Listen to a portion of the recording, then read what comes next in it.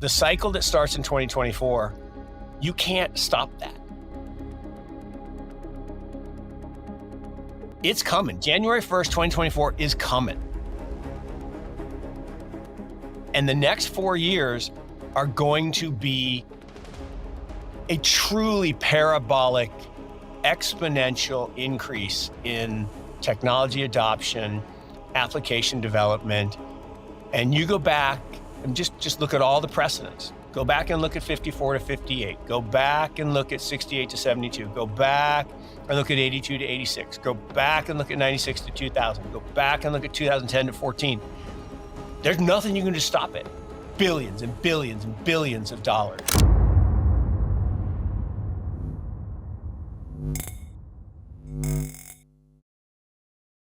Today, we have Morgan Creek Capital's Mark Yusko giving us an update on the crypto market and why we're about to see an absolute parabolic price surge in the coming weeks.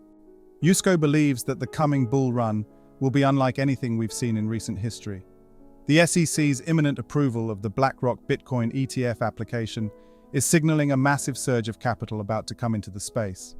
Bitcoin is currently sitting just above $42,300, up over 9% in the last month. We've seen many rapid cryptocurrency price rises in the last few weeks, and no doubt investors are eagerly anticipating at least one ETF approval, which will bring massive capital pouring into crypto. Yusko points out that just 1% of BlackRock's portfolio will open this floodgate to the tune of hundreds of billions of dollars in institutional capital. When this happens, he says we'll witness a 400% increase in Bitcoin alone, targeting a $150,000 price in just 6 months' time. The Bitcoin halving coincides with the timeline for this price, so we could see the biggest crypto surge yet in just a matter of months. Let's get right into the latest interview with Mark Yusko as he gives us his crypto price predictions and timeline for Bitcoin and what we can expect in the days and weeks ahead. Don't forget, our partners at Jamie Tree Finance have launched a daily 5-minute crypto newsletter with all the latest crypto and Bitcoin news. It's a fantastic analysis of on-chain crypto data and breakdowns, and the best part, it's absolutely free, which will cover expert predictions, breakdowns of on-chain crypto data, and any breaking news that you need to know, all in a nutshell. Click the first link in the description and enter your email to join over 5,000 others in becoming a better crypto investor right now. It's just that beginning of the cycle. It's literally just beginning. And that doesn't mean it's up only. It doesn't mean that we won't have a bust in 2028. We will. But from those ashes, where the bad ideas get flushed, we will then generate, I really believe this, I think we're going to generate $15 trillion of value. Yeah. It's awesome. 1 year ago, I had a little mini existential crisis, right? At the end of 22, when, bad guy did bad things, I was like, whoa. Is this enough to kind of put the genie back in the bottle? That as much as I believe in the tech, because it wasn't, FTX was not a crypto problem. It was a bad guy problem. The crypto never failed, and DeFi never failed. Dan Morehead was really vehement about that. Like, look at the data. DeFi never had a problem. And I did have a little mini existential crisis. And I say, Dara Albright's piece that she wrote on decentralization kind of snapped me back into my senses. And as painful as this year has been, I feel better for it. I feel stronger for it. And it is that which doesn't kill you makes you stronger. But I actually feel like I've been working out every day, even though I don't work out every day. But I really feel like that struggle, and that's true of life, right? If you want to grow, you have to have pain and struggle. And societally, in the last maybe 20 years, we've shifted a little bit to, I'm going to avoid that struggle. I'm going to avoid that pain. I don't want that. I don't want to talk to someone who disagrees with me, so I'll just block them. I don't want to look at a new idea that challenges my perception of status quo. I don't want to think about someone competing with me and trying to take my business away. So I'm just going to ignore it. And that process, I think, is what makes us better, right, as humans, because we are resilient and we are persistent and we're cognizant of the things around us when we're in that state. And I don't know, I was on a space today with a bunch of, and I mean this in a loving way, a bunch of degens. And I mean, all young people. I'm like the old grandfather.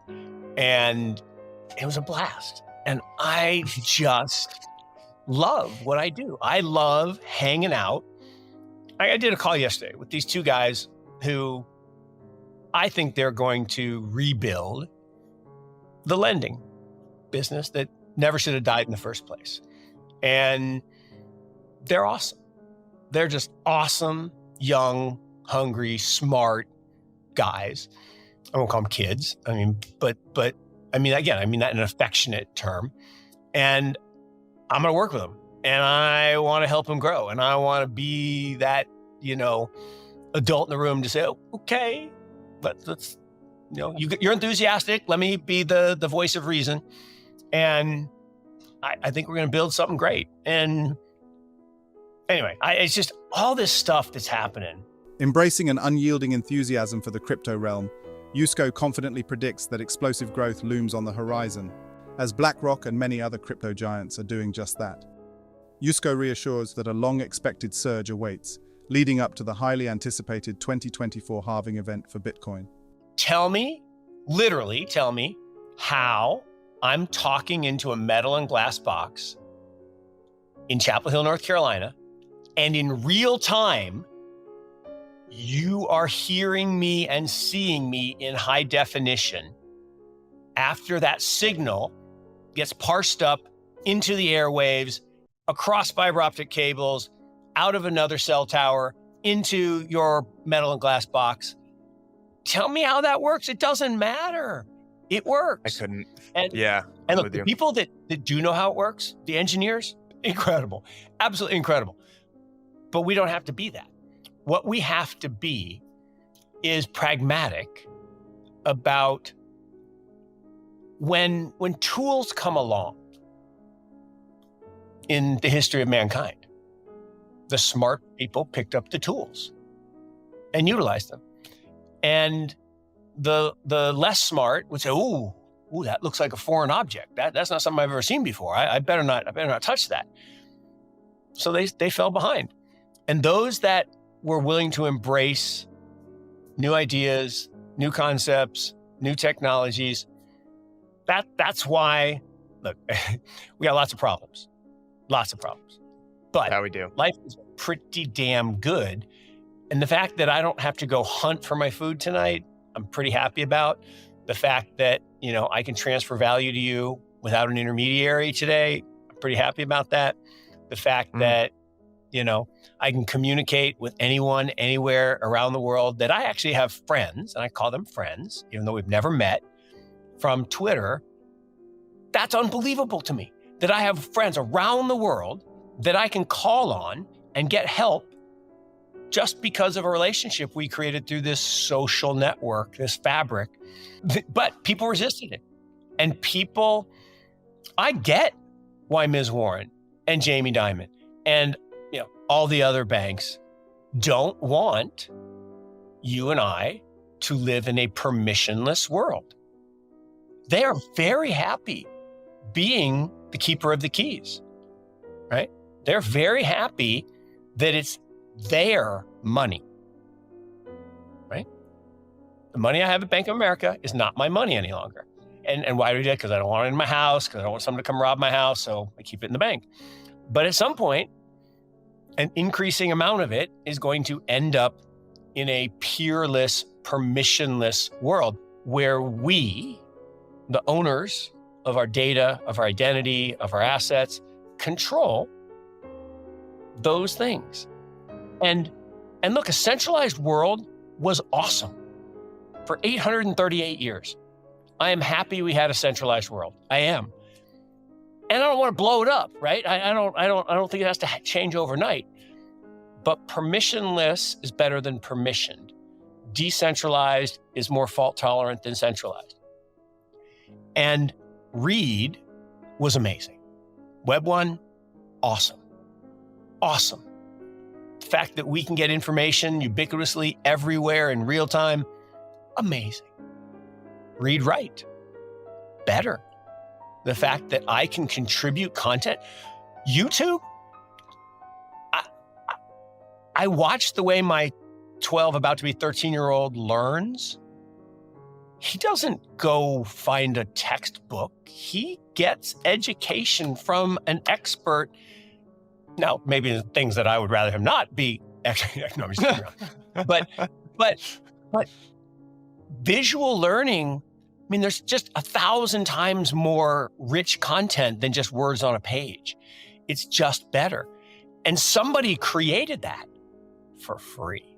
I love that part, right? People put in so much time and energy to make these videos, and then the centralized organization benefits. Well, in the third world, in the Web3 world, that creator is going to benefit, and that creator is going to have a fan base, and that expert is going to get ranked on authority, and that capacity for you and I to engage without having ever met, without ever knowing each other, without knowing everything about you, right? I talk about this all the time. You know, as a dad of a daughter, I don't want the bouncer knowing her home address.